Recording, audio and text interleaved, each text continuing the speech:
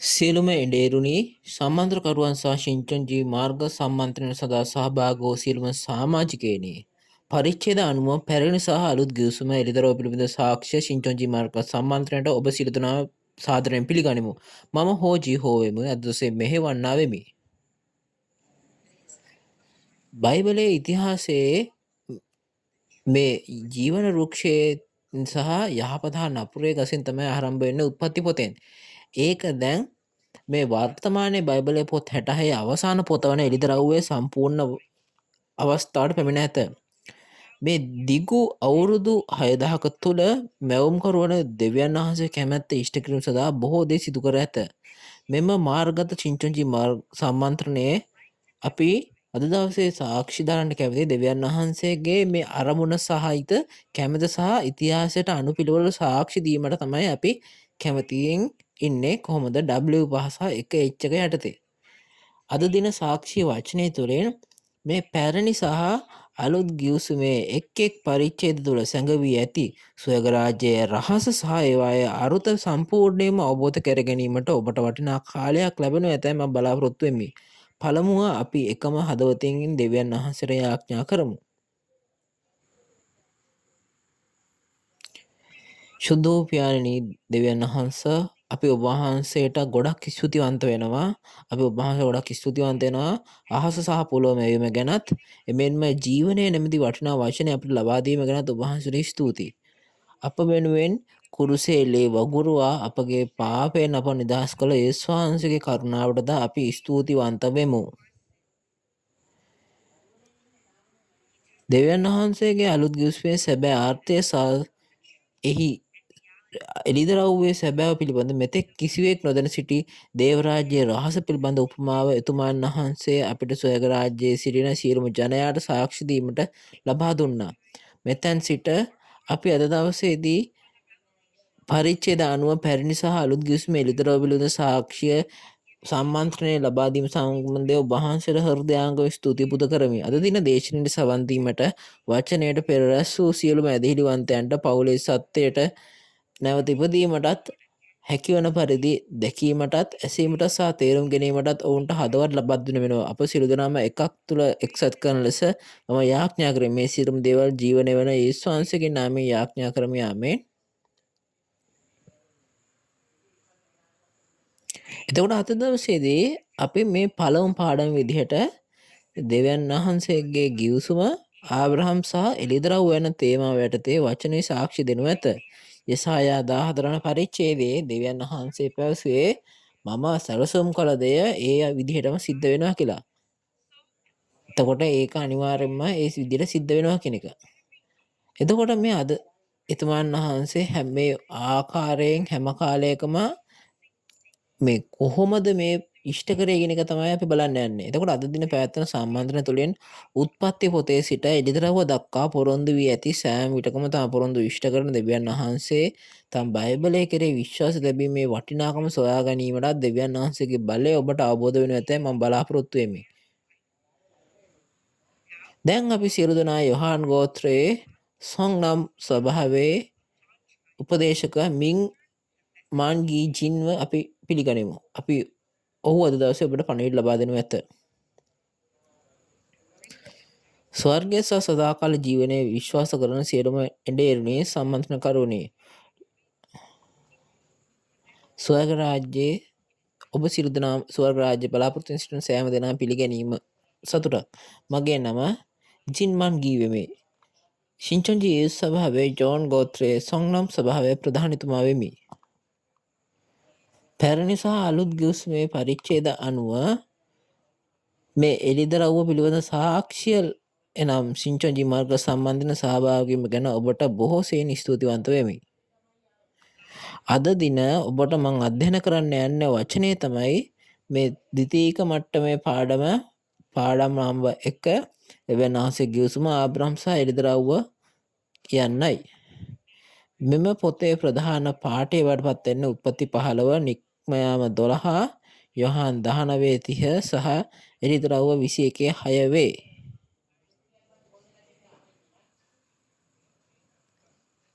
එඬේරුන් දන්නවා හෝ නොදන්නවා වෙන්න පුළුවන්. කෙසේ වෙතත් මම අද දවසේ මේ මොහොතේ පැහැදිලි කරන දේ ඔබට තවත් තරක් අසන්න පුළුවන් නම් වඩා හොඳයි.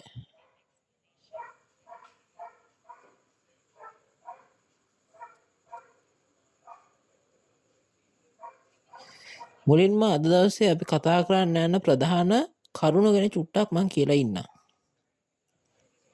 එතකොට අද දවසේ මේ වචන අවුරුදු 3500කට පමණ පෙර අදින් ලියවිලා තියෙන්නේ.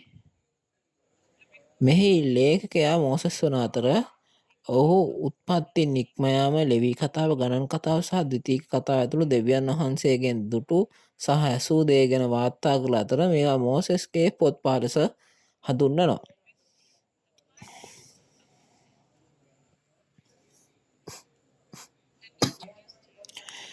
එතකොට අද දවසේ මේ ප්‍රධාන චරිතය ගැන පොඩ්ඩක් කතා කරන්න. එතකොට ආබ්‍රහම් කියන්නේ කොහොමද? මේ නෝවාගේ දසවන පරම්පරාවේ ෂෙම්ගෙන් පැවතෙන තේරාගේ පුත්‍රයෙක් වෙනවා. මෝසෙස් කියන්නේ කොහොමද? යාකොබ් ගෝත්‍රයේ සිව්වන පරම්පරාවේ අම්රාම්ගේ පුත්‍රයා වන තැනැත්තෙක් බවට පත් වෙනවා. මේ පරණ කිවිසුමේ අනාගත වාක්‍ය ඉෂ්ට වූ විට දෙවියන් වහන්සේගේ අනාගත වක්‍රෝ යේසුස් අනාගත වක්‍රෝ පොරොන්දු එඬේරා වුණ යේසුස් වහන්සේ ගැන කිව් අතර අලුත් කිවිසුම ඉෂ්ට වන විට එම එඬේරා එන යේසුස් වහන්සේ සහ අනාගත වාක්‍ය කියන්නේ ජයග්‍රාහකයා වනු ඇත. එතකොට අද දින මේ සියලුම අද පාඩ්‍ය අන්තර්ගත ලෙස පොරොන්දු අනාගත වාක්‍ය ඉෂ්ට කරන දෙවියන් වහන්සේ පිළිබඳ හැඳින්වීමක් ලබා ගනිමු. අපි මුලින්ම යෙසායා 14:24 පදය එක හඬින් කියවමු. සේනාවල ස්වාමීන් වහන්සේ දිවුරා කතා කොට මා යෝජනා කළ ලෙස මේ සිදුවන්නේය, මා අදහස් කළ ලෙසම ස්ථිර වන්නේය. ඔව්, ඔබ හොඳින් කියනු ලැබුවා. එතකොට දෙවියන් වහන්සේ තෝරාගත් අනාගත වක්තෘවරයන් මාර්ගයෙන් ඉදිරියට සිදුවන දේ අනාගත වාක්‍ය පවසා එසේ පැවසූ අනාගත වාක්‍ය සෑම විටම ඉෂ්ට කළේය.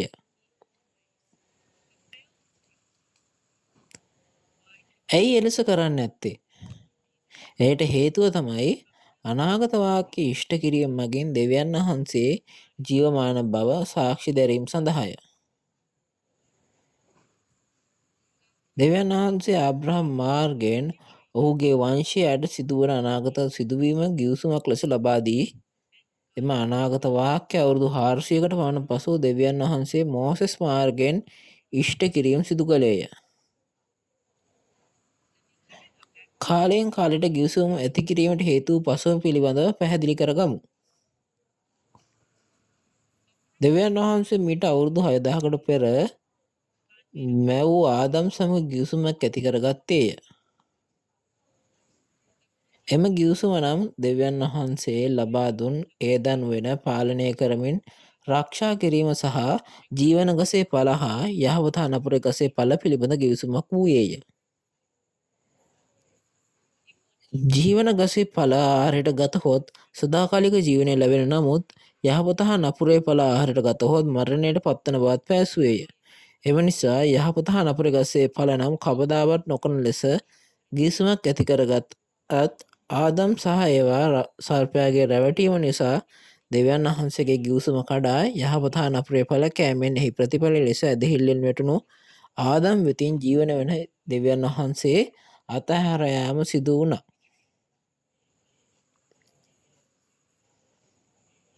ඉන්පසු ආදම්ගේ ලෝකයේ පාපය වැඩිවීමත් සමග දෙවියන් වහන්සේ විසින් පව් කළ ආදම්ගේ ලෝකය ජලගල්මෙන් අවසන් කර ආදම්ගේ නවවන පරම්පරාවේ නෝවා සමග ගිවිසුමක් ඇති කරගෙන නැවත පිහිටුවීමේ ක්‍රියාවලිය සිදු කිරීමට පටන් ගත්තා. නමුත් ගිවිසුම්ගත නොවාගේ ලෝකය ටික කාලයක් ඇතුළත නොවාගේ පරම්පරාවේ හම් සහ ඔහුගේ පුත් කානාන් තුළට සාතන ඇතුළු වී ඔවුන් දෙවියන් වහන්සේගේ ශුද්ධ ජනතාව රවටා ඇදහිල්ලෙන් වැටීමට සැලැස්වීමෙන් ශාප ලබා විසිරී යාම සිදු වූයේය. ඉන්පසු දෙවියන් වහන්සේ විසින් නෝවාගේ 10 වන පරම්පරාවේ ආබ්‍රහම් සමග අනාගත සිදුවීම් පිළිබඳ ගිවිසුම් ගත වීම සිදු වුණා. එහෙමනම් අපි ගිහිල්ලා බලමු ආබ්‍රහම් සමග ගත වූ ගිවිසුම කුමක්ද යන්න වග. දෙවියන් වහන්සේ විසින් ආබ්‍රහම් සමග ඇති කරගත් ගිවිසුමේ අන්තර්ගතය කුමක්ද? ඒ තේරුම් ගැනීමට උත්පත්ති 15 13 ඉඳන් 14 පදය අපි කියවා බලමු. උන්වහන්සේ ආබ්‍රහම්ට කතා කොට නුඹේ වංශය තමන්ට අයිති නැති දේශයක් විදේශගත වන බවද ඔවුන්ට මෙහෙ කරන බවද ඔවුන් අවුරුදු 400ත් ඔවුන්ට පීඩා කරන බවද සැබවින් දැනගන්න. තවද ඔවුන් මෙහෙ කරන්න වූ ජාතිය මම විනිශ්චය කරන්නෙමි. ඉන්පසු ඔවුහු බොහෝ සම්පත් ඇතුව පිටත් වෙන්න ඕය. ඔව් ඔබ හොඳින් කියවනු ලැබුවා. උත්පත්ති 12 වන පරිච්ඡේදයේදී පරිදි දෙවියන් වහන්සේ විසින් ආබ්‍රහම් තෝරාගෙන කල්දිවරුන්ගේ ඌර් දේශයේ සිට හාරාන් පසුකොට කානාන් දේශයට යාමට පිටත් වූවා. එහිදී ආබ්‍රහම්ගේ වංශයට සිදුවන අනාගත සිදුවීම් පිළිබඳ ගිවිසුමක් ඇති කරගත්තේය. ආබ්‍රහම් සමග ගිවිසුම නම් නුඹේ වංශය පිටස්තර ජාතිකට වහල් වී ඔවුන්ට මෙහෙ කර අවුරුදු 400ක් ඔවුන් විසින් පීඩා කර පසු එම පීඩා කරන්නා වූ ජාතිය විනිශ්චය කර ඉන්පසු ඔවුහු මහා සම්පත් ඇතුව පිටත්ව එන්න ඕය යනුවෙනුයි.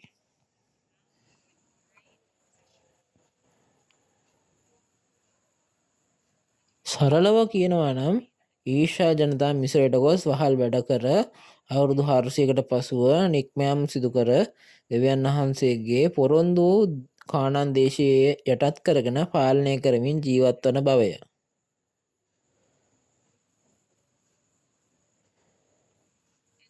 දෙවියන් වහන්සේ ආබ්‍රහම් සමග ගිවිසුම ඇති කර ගැනීමෙන් පසු එම වංශීය අය පිටස්තර දේශයකට නොයා බැරි වටපිටාවක් සකස් කරමින් පැමිණියේය.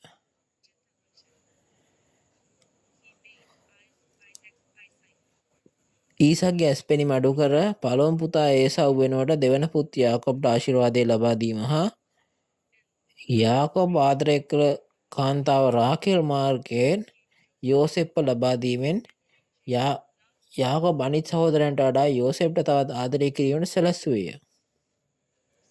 එම නිසා යෝසෙප් සහෝදරයන්ගේ ඊර්ෂ්‍යාවට භාජනය වී පිටස්තර දේශයක් වන මිස්‍රයට විකුණා යාමට සිදුවීමෙන් ආබ්‍රහම්ගේ වංශයේ යාකොබ්ගේ පවුල පිටස්තර දේශයක් වන මිස්රයට යාමට සිදු වූයේය. එම සියලුම ගමන් මග හමු සිදුවීමක් නොව දෙවියන් වහන්සේ විසින් ආබ්‍රහම් හට පැවසූ අනාගත වාක්‍ය ඉෂ්ට කිරීම වෙනුවෙන් දෙවියන් වහන්සේගේ ක්‍රියාවලිය වූයේය. එසේම දෙවියන් වහන්සේ කිසිදු එකතු කිරීමකින් හෝ අඩු කිරීමකින් නොමැතුව තම ගිවිසුම ඉෂ්ට කිරීම නම් දෙවියන් වහන්සේ ජීවමාන බව විශ්වාස කළ හැකි ඉතා වැදගත් සාක්ෂියකි. මීළඟට අපි මෝසෙස් මාර්ගයෙන් ආබ්‍රහම් සමග ඇති කරගත් ගිවිසුමේ අන්තර්ගතය සහ ක්‍රියාවලිය දෙස බලමු. මුලින්ම අපි නික්මයම 12 ඉඳන් 14 කියවමු. මක් නිසාද ඒ රාත්‍රියේදී මිස්ර දේශයේ මිදිනියන් නෙමෙයි මිස්ර දේශයේ මිනිසයන්ගෙන්ද සිව්පාවුන්ගෙන්ද සියලු කුළුදුරන්ට පහර දෙන්නෙමි. මිස්රයේ සියලු දෙවිවරුන්ට විරුද්ධ විනිශ්චයන් ඉෂ්ට කරන්නෙමි. ස්වාමින් වහන්සේය. ඒ ලේ නුඹලා සිටින ගෙවල් වල නුඹලා උදෙසා ලකුණක් පිණිස වන්නේය. මම ඒ ලේ දෙක නුඹලා පසු කර යන්නෙමි. මා විසින් මිස්ර දේශයට පහර දෙන කල නුඹලා විනිශ්චය කිරීමට පීඩාවක් නුඹලා අපිට නොවන්නේය.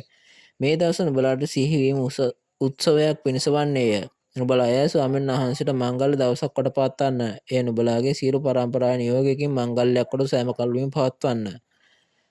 දෙවියන් වහන්සේ විසින් ආබ්‍රහම් සමග පොරොන්දු ගිවිසුම ඉෂ්ට කිරීම සඳහා යාකොබ්ගේ පවුල පිටස්තර දේශයක් වන මිස්රයට යවා බෝ වී වර්ධනයට සැලැස්සුවේය. ඊශ්‍රායල් සෙනඟ වැඩිවීමත් සමග මිස්රයේ රජු පාරාව යටතේ දුක් විඳ අවුරුදු 400ක් පමණ වහල් වැඩ කිරීමට සිදුවන්නේය. එම නිසා දෙවියන් වහන්සේගේ සෙනඟ දෙවියන් වහන්සේට මොර ගැසූ අතර දෙවියන් වහන්සේ ඔවුන් කැඳවීමට මෝසෙස්ව තෝරාගෙන මෝසෙස්ව මිස්රයට යවා වසංගත 10කින් ඊජිප්තුවට පහර දීමෙන් මිස්රය විනිශ්චය කරන්නේය. ඒ අතරෙන් අවසාන පීඩාවන් කුළුදුලන්ගේ මරණයෙන් ඊජිප්තුවේ උපත ලැබූ මනුෂ්‍යයන් සහ සියලු සතුන් අතරින් සියලුම කුළුදුරන් මරා දැමූ වසංගතයක් වූ අතර දෙවියන් වහන්සේගේ සෙනගගේ විපතෙන් ගලවා ගැනීමට මාර්ගයක් පැහැදිලි කර දුන්නේය. එනම් බැටළුපැටුවානන්ගේ ලේ සහ මාංශය වූයේය. බැටළුපැටුවාගේ මාංශය පුළුස්ස අනුභව කර එම ලේ උළුහව් කණුවල ගෑමෙන් විපත්තිය පහව යන බව කියන ලද්දේය.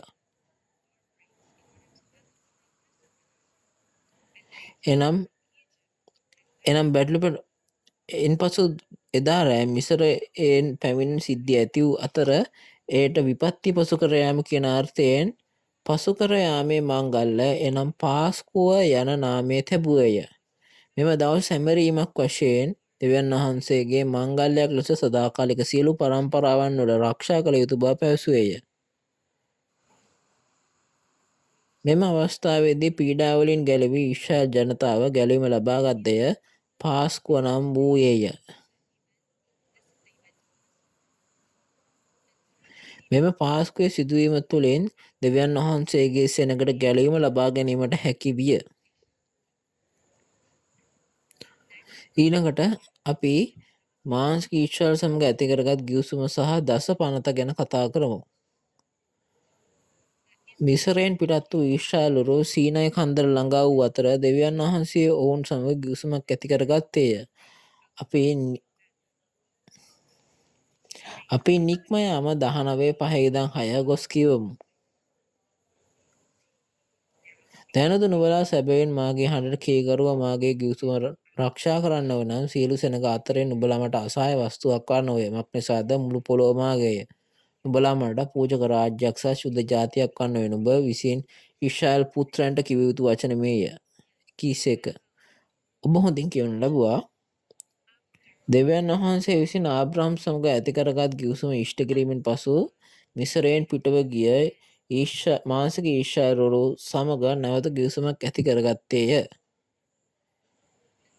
එම ගිවිසුමේ අන්තර්ගතය ඊශ්‍රායල් ජාතිය ගිවිසුම පිළිපැද්දොත් ඔවුන් පූජක රාජ්‍යයක් හා ශුද්ධ ජනතාව බවට පත්වීමට පොරොන්දු වී තවද දෙවියන් වහන්සේ හැර වෙනත් දෙවිවරුන්ට නමස්කාර නොකරන බවට දසපනතේ පළමුවැන්න ලබා දුන්නේය. තවද දෙවියන් වහන්සේ සමග ඇති කරගත් ගිවිසුම රක්ෂා කළහොත් එනම් කීකරු වූ විට ආශිර්වාද ලබා දෙන මුත් දෙවියන් වහන්සේගේ ගිවිසුම අත්තර විදේශ දෙවිවරුන්ට සේවය කර කීකරු නොවන්නේ නම් ආශිර්වාද වෙනුවට ශාප පැමිණෙන බවත් විනිශ්චය පැමිණෙන බවත් පැවසුවේය.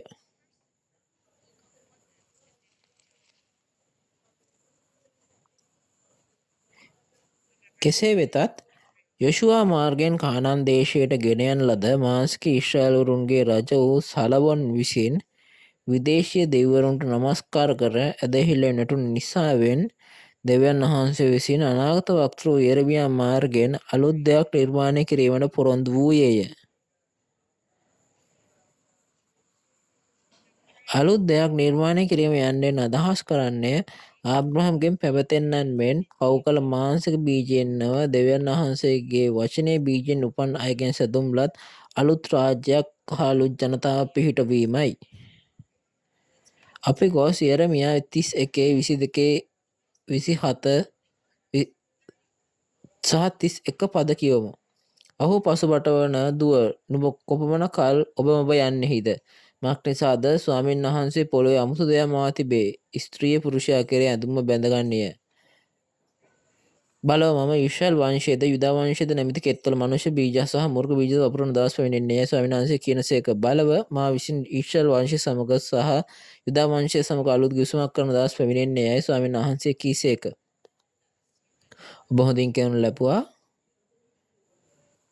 දෙවියන් වහන්සේ සමග ඇති කරගත් ගිවිසුම ඊශ්‍රායල්වරුන්ගේ රජ වූ සලමොන් විසින් ආදම් මෙන් විදේශික දෙවිවරුන්ට නමස්කාර කර ඇදහිල්ලෙන් වැටුණු විට දෙවියන් වහන්සේ අනාගත වක්තෘ යෙරමියා මාර්ගයෙන් අලුත් දෙයක් පිහිටීම වෙනුවෙන් වර්ග දෙකක බීජ වපුරන බව අලුත් ගිවිසුමක් ඇති කරගන්නා බවත් පොරොන්දු වූයේය.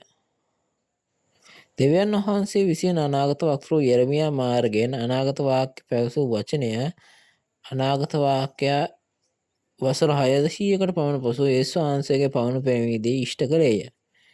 ඒ කෙලෙස ඉෂ්ට වූයේද යන්න දැනගනිමු.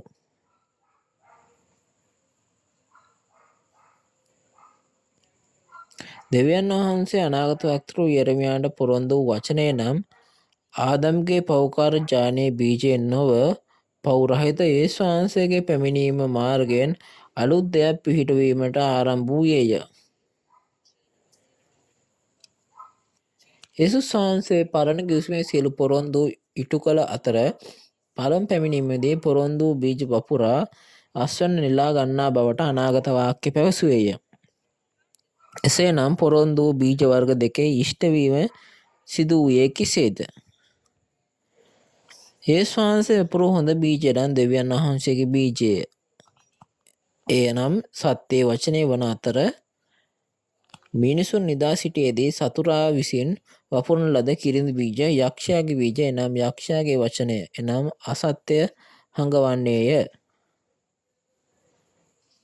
හොඳ බීජ යේසුස් වහන්සේ විසින් යේසුස් වහන්සේගේ කෙතවන යේසුස් සභාව වපුරන ලද අතර එහි වපුරු කිරිදි නම් සතුරා යක්ෂයා සාතන්ගේ එඬේරුන් වන ලියන්නන් සහ පරිසරුන් විසින් වැපිරීමෙන් යෙරමියා 31:27 අනාගත වාක්‍ය ඉෂ්ට වූයේය. ඉන්පසු වපුරන ලද බීජය එක් කෙතක එනම් යේසුස් වහන්සේගේ ස්වභාවය එකට වැඩි දෙවන පැමිණීමේ වපුරන ලද බීජය ඉදුණු ඵල නෙලා ගන්නා බවට සියලු ජාතීන්ට සාක්ෂි දරන පිණිස ලොව පුරා වසර 2000ක් පමණ ප්‍රචාරය වූයේය.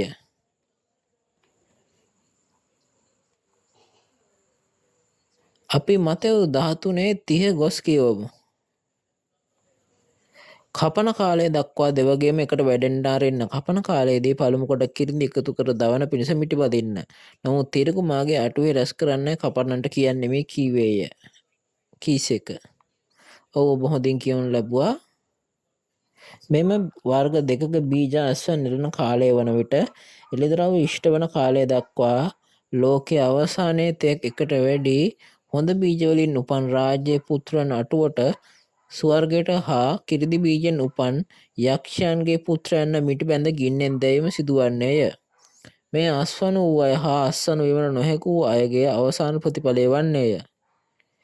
එතකොට මේ වෙලාවේ ස්වර්ගයේ බලාපොරොත්තුවෙන් වචනය අසන සියලුම ශුද්ධවන්තයන් තමන් දෙස බලා තමන් ඇත්තටම දෙවියන් වහන්සේගේ බීජයෙන් ඉපදී සිටින්නන් ද යන්න වග අපි සිතා බැලිය යුතුයි.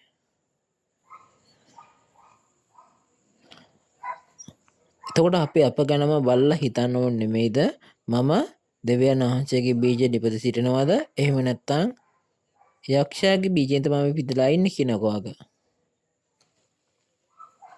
ආස්වන වූයේ නම් බයිබලයට අනුව ගෝත්‍ර 12ට අයත් වූයේද? ඔබ අස්වන වෙලාද ඉන්නේ? ඔබ අස්වන වී තිබෙනවා නම් ඔබ ගෝත්‍ර 12ට අයිතිද මේ බයිබලයට අනුව? නැතහොත් තවමත් ආත්මික කැතවන ස්වභාවයේ ඉතිරි වී සිටින්නේද? අස්වන නෙලීමන කාලය පැමිණි විට අප වචනය අසා අස්වන්න වී යා යුතුය.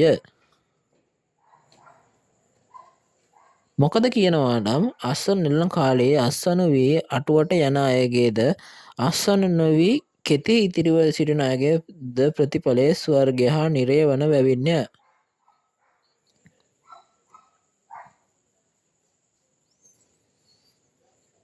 එසේ නම් අස්වැන්න නෙලන විට අස්වැන්න නෙලීම පිළිබඳ ආරංචි ඇසෙන විට අස්වනු වී යා යුතුයි නේද?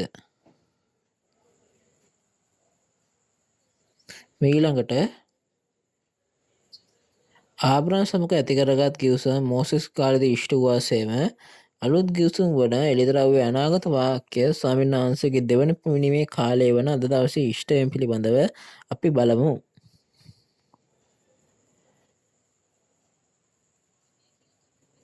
ආබ්‍රහම් සමග ගිවිසුමක් ඇති කර ගැනීම සහ මෝසෙස් මාර්ගයෙන් නික්මෑම හරහා පොරොන්දු වූ කානාන් දේශය යටත් කර ගැනීමේ ඉතිහාසය ස්වර්ග රාජ්‍ය පිළිබඳ පෙර නිමිත්තක් සහ ඡායාවක් වන අතර එම කාලයේ ආරම්භ වූ ස්ථානය නම් කානාන් දේශය වුවත් අද දවසේ අපගේ ආරම්භ වූ ස්ථානය ස්වර්ගය එනම් ශුද්ධ නුවර අලුත් එරුසලම් බවට පත්වේ. මෙම පිළිවෙලට එළිදරව් පොතේ ලියවී ඇති අතර අද දවසේ එම පිළිවෙලට අනුව තෝරාගත් ජනතාවගේ ඇදහිල්ලෙන් වැටීම විනාශය සහ ගැලීමේ සිදුවීම් ලෙස එලෙස ඉෂ්ට වනු ඇත.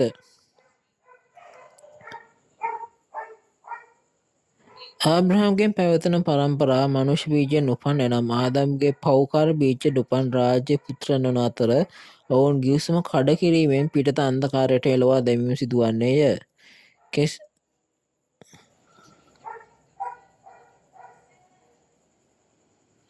කෙසේ වෙතත් එළිදරව් ඉෂ්ට වන දවසේදී දෙවියන් වහන්සේගේ බීජයෙන් උපන් දෙවියන් වහන්සේගේ දරුවන් දෙවියන් වහන්සේගේ රාජ්‍ය ශුද්ධ වූ ජනතාව ලෙස ස්වර්ග රාජ්‍ය සහ සදාකාලික ජීවනයේ උරුමය ලබා ගනු ලබන්නේය. අපි ගොස් දැන් එළිදරව්ව 6:12 ඉඳන් 14 බලමු. උන්වහන්සේ සවන මුද්‍රාව කැඩුව කල මොහොතට මේ මහත් වූ භූමිකම්පාවක් විය. සූර්යයා කේශ කලම්බයක් මෙන් කළු විය. මුළු හඳද ලේමෙන් විය. අත්තික්කා ගසක තදසුලකින් සෙරවිය. එහි අකාල ඵල වැටෙන්නාක් මෙන් අහසේ තාරකා පොළොව පිට වැටුණේය. අකුණු ලද පොතක් මෙන් අහස පහ කරන ලද්දේ. සියලු කඳුද දිවයින් සුඛ ස්ථානවල පහ කරන ලද්දේය. ආමෙන්. ඔබ හොඳින් කියවනු ලැබුවා. එතකොට මේ වචන අවුරුදු 1000කට පමණ පෙර අනාගත වාක්‍ය පළ කර වාක්‍ය වන අතර ස්වාමීන් වහන්සේගේ දෙවෙනි පැමිණීමේදී එය ඉෂ්ට වී ස්වාමීන් වහන්සේගේ දෙවෙනි පැමිණීම කාලයේදී පොරොන්දු එඬේන තෝරාගෙන ඒ දක්වා පෞරාණිකත්වයේ ආඩම්බරයෙන් පැවසූ අහසේ ඉර හඳ තරුමෙන් සිට දෙවියන් වහන්සේ සමග ගිවිසුම්ගත වූ රාජ්‍ය පුත්‍රයන් වන පළමු අහස සහ පළමු පොළව එනම් ආත්මික ඊශාල විනිශ්චය කර නැගෙනහිර හා බටහිරින් දෙවියන් වහන්සේගේ බීජයෙන් උපන් අයව අස්වැන්න ලෙස නෙලා මුද්‍රා තැබීමෙන් නැවත පිහිටුම් සිදු කළේය. මොවුන් එළිදරව් 14:4 අනුෂ්‍යයන් අතරින් මුදවා ගැනීමෙන් පසු දෙවියන් වහන්සේට සහ යේසුස් වහන්සේට අයත් නෑඹුල් ඵලය කියනු ලැබුවේය. මොවුන් රැක්රැස් වී සිටින ස්ථානයේ සියෝන් කන්ද හොඳ බීජ එකතු වූ අටුව බවට පත්වන්නේය.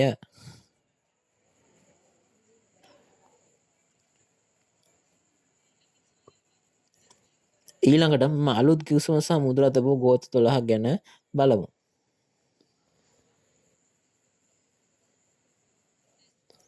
මේ අනාගත වක්‍ර යෙරමියා විසින් අනාගත වාක්‍යයෙන් ලද අලුත් කිවිසුමේ පිහිටුවීම ආබ්‍රහමගේ වංශය වන මානසික ඊශ්‍රායලයේ ජනතාව විදේශික දෙවිවරුන්ට නමස්කාර කරන පරම කිවිසුම කඩ කළ බැවිනි. දෙවියන් වහන්සේ අලුත් කිවිසුම සිදු කරන බව පොරොන්දු වූයේ මෙම නිසාවෙනි.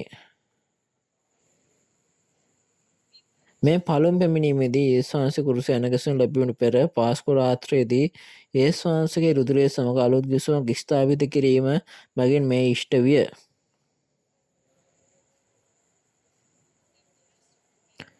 මේ පසු කර යාමේ දෙවන ස්වාමීන් වහන්සේගේ දෙවන පැමිණීම අවස්ථාවේදී දෙවියන් වහන්සේගේ රාජ්‍යයේදී ආහාරයට ගන්නා පාස්කු භෝජන නම් අලුත් කිවිසුම එළිදරව් ඉෂ්ටයෙන් පිළිබඳ සැබෑ එළිදරව් වචනය වන අතර මෙම එළිදරව් ඉෂ්ට වූ සැබෑව එළිදරව් වචනය අවබෝධ කර ගැනීමෙන් රක්ෂා කර ගැනීමෙන් දෙවියන් වහන්සේ විසින් පොරොන්දු වූ අලුත් රාජ්‍ය අලුත් ජනතාව ගෝත්‍ර 12ට අයත් වීම අලුත් කිවිසුම රක්ෂා කිරීම වන අතර මෙම රක්ෂා නොකිරීම අලුත් කිවිසුම උල්ලංඝනය කිරීමක් වන්නේය.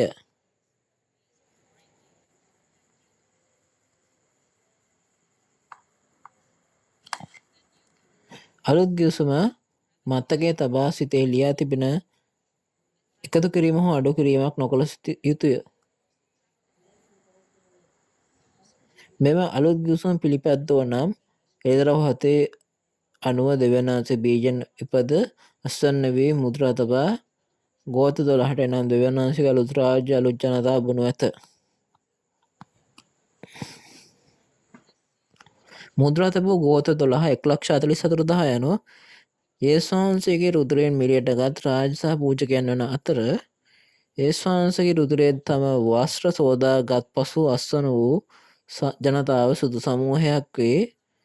දෙවියන් වහන්සේගේ රාජ්‍ය අලුත් ජනතාව රාජ්‍ය බවට පත් වූයේය. පොරොන්දුවට අනුව දෙවියන් වහන්සේ බීජෙන් අස්වැන්න වී මුද්‍රා තැබූ ශින්චන්ජී ගෝත්‍ර 12 ජනතාවට ආත්ම ලෝකයේ ස්වර්ග රාජ්‍ය සහ දෙවියන් වහන්සේ පැමිණ එකක් බවට පත්වීමෙන් මින් පසු මරණයේ වේදනාව නැතිව සදාකාලික ස්වර්ග සම්පූර්ණව ස්වර්ග ඉෂ්ට වන අතර මෙම අලුත් දෙයක් පිහිටීමේ සම්පූර්ණත්වය වන්නේය. මේ තමයි මේ තමයි සදාකාලික ජීවනයේ ඉෂ්ටවීමේ අලුත් පිවිසුමේ පිහිටවීම බවට පත්වන. අපි මේ එඩිතරා 21 ඉඳන් 6 කියවමු. අලුත් අහසක් අලුත් පොළොවක් දුටුවීමක් නිසාද පළමු අහසත් පළමු පොළොවත් පහව ගියේ. මුහුද තවත් නොවීය. තවද තමාගේ පුරුෂයාට සදසන ලද මනාලියක මේ සෝදානම් කරනු ලබූ ශුද්ධ නුවර අලුත් යෙරුසලම දෙවියන් වහන්සේ ඉතින් ස්වර්ගෙන් බසිනවා දුටිමි. තවද මෙන්න දෙවියන් වහන්සේගේ මණ්ඩපයේ මනුෂ්‍යයන් සමග උන්වහන්සේ ඔවුන් සමග වාසය කරන සේක. ඔහු උන්වහන්සේගේ සෙනග වන්නෝය. දෙවියන් වහන්සේ ඔවුන් සමග සිට ඔවුන්ගේ දෙවියන් වහන්සේ වන සේක.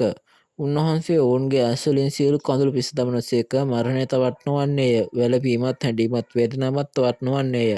මක්නිසාද පළමු දේවල් පහව ගියයි සිංහාසනයෙන් කියන මහත් හඬක්ම රැසුනේය. සිංහාසනය පිට වැඩවුණු තැනන් වහන්සේ කතා කොට බලව සියල්ල අලුත් කරමි කීසේක. තවද උන්වහන්සේ කතා කොට ලියන්න මක්නිසාද මේ වචන විශ්වාසය සැබෑයි කීසේක. උන්වහන්සේ මට කතා කොට ඒවා ඉෂ්ට වුණේය. මම ආල්ෆා සහ ඔමේගාය. පටන් ගැන්ම සාන්තිමය. පිපාසය ඇත්තාටම ජීවන වතුර උල්පතෙන් නොමිලේ බොන්නට දෙන්නෙමි. ඔව් හොඳ කියවීමක්. මේ අලුත් දෙයක් පිහිටීමේ සම්පූර්ණත්වය එළිදරව් ඉෂ්ට වන අද දවසේ එළිදරව් 7 මෙන් දෙවියන් වහන්සේගේ බීජයෙන් උපත ලැබූ අලුත් රාජ්‍ය අලුත් ජනතාව ගෝත්‍ර 12 හරහා ඉෂ්ට වූයේය. මේ සියලුම දේ සභාවන් සඳහා යවන දූතයා එනම් යේසුස් වහන්සේ වෙනුවට කතා කරන්න පොරොන්දු වෙන රාශින්චොන්ජී සභාපතිතුමාගේ සාක්ෂි ලැබීමෙන් මේ සියල්ල පැහැදිලිව අවබෝධ වන්නේය.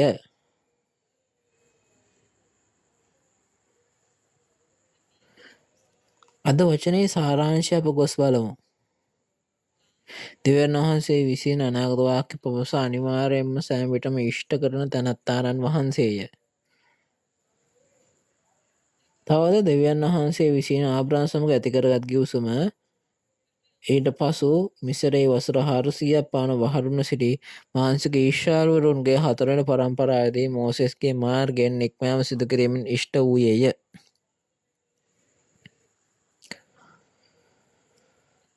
තවද පරණ ගිවිසුමේ අනාගත වක්‍රවරුන් හරහා අනාගත වාක්‍ය කී දේ යේසුස් වහන්සේගේ පළමු පැමිණීමේදී සියල්ල ඉෂ්ට වූයේය. යේසුස් වහන්සේගේ උදරයෙන් පිහිටවන ලද අලුත් ගිවිසුම එළිදරව්ව දෙවන පැමිණීමේදී සියල්ල ඉෂ්ට වන්නේය.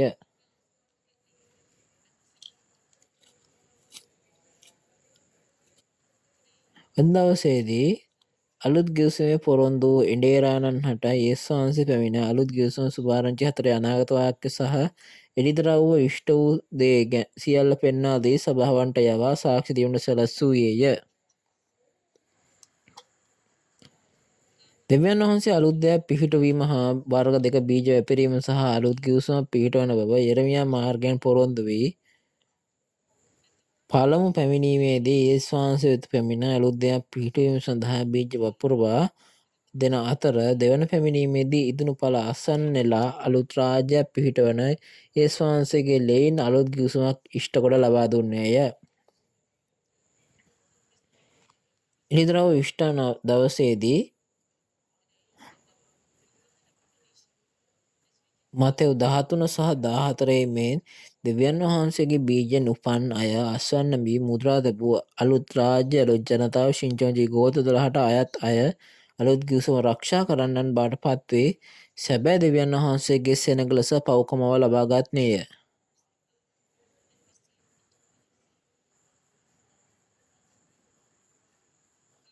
දෙවියන් වහන්සේ වසර 6000ක් පුරා එළිදරව් ඉෂ්ට කිරීම සඳහා ගෝත්‍ර 12 නිර්මාණය කිරීමට වේස මහන්සි ක්‍රියා කරමින් සිටින්නේය.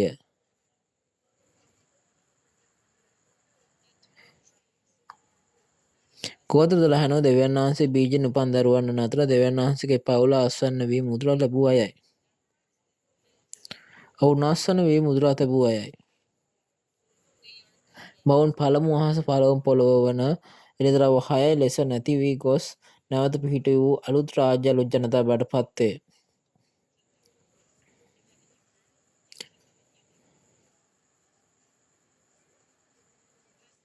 මේ අවස්ථාවේදී ස්වර්ගයේ බලාපොරොත්තුෙන් වචනය සවද්දන සියලුම ශුද්ධවන්තේනි.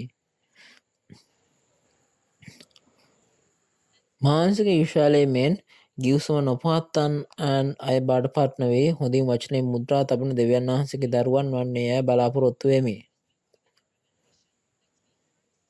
මුඛයෙන් පමණක් ස්වාමිනී යනුවෙන් පවසන පියාණන් කැමැත්ත නොදන්නා සහ එය නොකරන පුද්ගලයෙකුට ස්වර්ග රාජ්‍යයට යා නොහැකිය.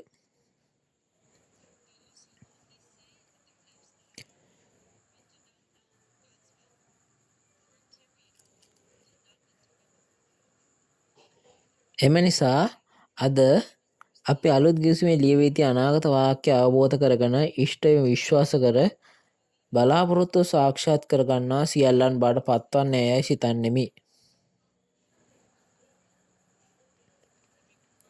අද ඔබ වචනයට හොඳින් ඇහුම්කන් දුන්නාද?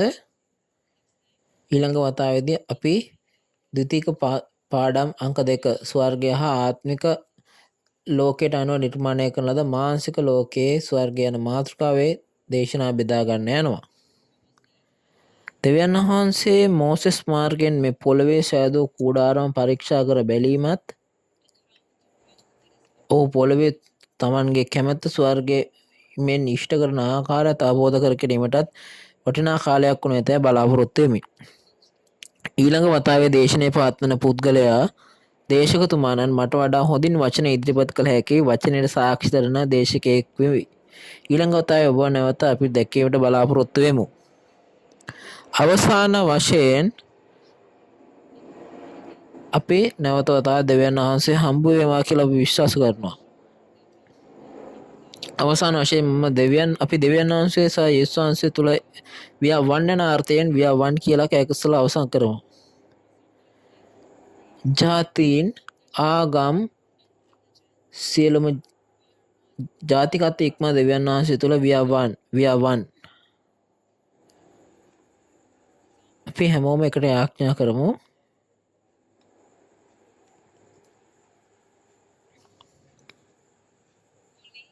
අද ශුද්ධ වූ දෙවියන් වහන්ස අපි ගොඩාක් ඔබ වහන්සේට සැබවින්ම ස්තුතිවන්ත නම් මෙම කාලය පුරා ලොව පුරා විසිර සිටින සියලුම එඬේරුන්ට දේවධර්ම ශිෂ්‍යයන්ට සහ සභාවල සියලුම සමාජිකයන්ට අප අවංකවම ස්තුතිවන්ත වෙමු.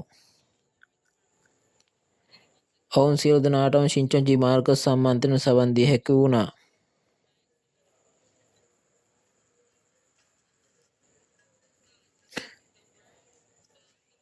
එළිදරව්වේ සහ පරණ ගිවිසුමේ පරිච්ඡේද අනුව මේ සම්මන්ත්‍රණය මේ අවස්ථාවේදී පැහැදිලිව W501 H එක යටතේ දේශනා කරමින් සිටිති. මේ වචන අසන සෑම කෙනෙකුට ඔවුන්ගේ හදවත් විවෘත කර ගැනීම සහ ඔවුන් සියල්ලන්ටම සහභාගී විය හැකි බවත් අවබෝධ කර ගැනීමටත් උදව් කර මැනව. මේ පොළොවේ ඉෂ්ටයෙන් පවතින දෙවියන් වහන්සේ කාර්යයට ඔවුන්ට තේරුම් ගන්න උදව් කළ මැනව. අපට දැකීමට ඇස්ද ඇසීමට කන්ද තේරුම් ගැනීමට හදවතක්ද ලබා දෙන මැනව. එවිට අප සියල්ලන්ටම ස්වයංක්‍රීය සදාකාලික ජීවනයේ පොරොන්දු භුක්ති විඳින පියාණන්ගේ දරුවන් බවට පත්වීමට හැකියාව ලැබෙනු ඇත.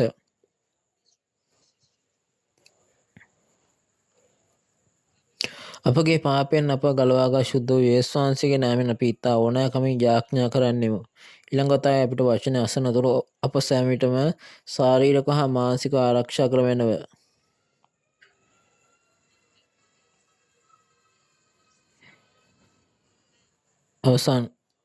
අවසානයේ දක්වාම අපිත් එක්ක සවන් දීම සම්බන්ධව ඔබ සියලු දෙනාටම ස්තුතිවන්ත වෙමු.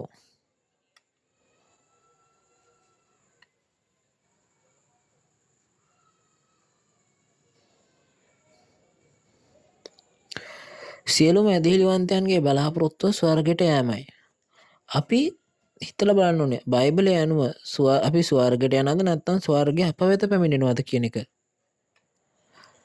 අප බයිබලය තුළින් නිවැරදිව තේරුම් ගත යුත්තේ කුමක්ද? ස්වාමීන් වහන්සේ නැවත මේ පොළොවට පැමිණෙට මේ ස්වර්ගයෙන් පොළොවේ කරන ලද ස්වාමීන් වහන්සේගේ ස්වර්ග රාජ්‍යයේ සැබෑ කුමක්ද යන වග අපි හැමෝම යේසුස් වහන්සේගේ නාමයෙන් යාඥා කරමු. අපි ස්වර්ග රාජ්‍යයට ගිහිලා සදාකාලික ජීවනය උරුම කර ගැනීමට යේසුස් වහන්සේගේ නාමයෙන් උට ආශිර්වාද කරමි. ඔව් වීඩියෝ ඔබ දැක පරිදි ඊළඟ සැසියේදී ස්වර්ග ආත්ම ලෝකයට අනුව නිර්මාණය කරන ලද මාංශ ලෝකයේ ස්වර්ගය යන තේමාව යටතේ සම්මන්ත්‍රණය පවත්වනු ලැබේ. වේලාව අද මෙන්ම පෙරවරු 10ට සමාන බැවින් ඔබටත් සහභාගී වී ඔබ කැමති සහ මම කැමති ස්වර්ග රාජ්‍යයට පිවිසීමට හැකි වේවායි ප්‍රාර්ථනා කරමි. ශින්චන්ජී මාර්ග සම්මන්ත්‍රණය පරිච්ඡේද 90 අලුත් ගිවිසුම සහ පරණ ගිවිසුමේ එළිදරව්වේ සාක්ෂිය ශින්චන්ජී මාර්ග සම්මන්ත්‍රණය ශින්චන්ජී චර්ච් ඔෆ් ජීසස් නිල YouTube නාලිකාව හරහා ලෝපුරා භාෂා 24කින් එකවර විකාශනය වේ. ශින්චොන්ජී සමග එකක් බවට පත්වීමට බලාපොරොත්තුවෙන් සිටින ලෝපුරා සෑම නිකායක්මටම අප සුබ ආරංචියක් ඇසීමට ලබා දෙනු ඇත. ඔබ අසූ දේ හැර ශින්චොන්ජී ඒ සභාව පිළිබඳ සහ ඒ ධර්ම පිළිබඳ ඔබට තවත් ප්‍රශ්න හෝ විමසීම් තිබේ නම් කරුණාකර තිරේ පෙන්වූ ඇති එක් ගෝත්‍රයේ නියෝජිත අංකය අමතන්න. අපි ඔබට සවිස්තරාත්මකව සහකාරණිකව මඟ පෙන්වන්නෙමු. ඔව්. දැන් ශින්චන්ජී මාර්ග සම්මන්ත්‍රණය මෙම අවස්ථාවේදී අවසන් කරමු. අපි ස්වාමීන්ගේ යාඥාවෙන් අවසන් කොට අපි යාඥා කරමු. ස්වර්ගයේ පිටුසන අපගේ පියාණෙනි, ඔබගේ නාමයට ගෞරව වේවා. ඔබගේ රාජ්‍ය වේවා. ඔබගේ කැමැත්ත ස්වර්ගෙ මෙන් පොළොවේද කරනු ලැබේවා. අද දින අපගේ දාස්පතා භෝජනය අපට අද දවසේදී ලබා දුන වෙනව. අපේ පව්කාරන්ට අප කමා කරන්නාක් මෙන් අපගේ පාපයට කමා කළ වෙනවා. අප පරීක්ෂාවට නොපුණුවා නපුරාගෙන් අප ගලාගත මැනව. රාජ්‍යද බලයද මහිමේද සදාකල්ට ඔබ වහන්සේගේය. අමෙන්. අප හා එක්කෝ සැමට ස්තුතියි.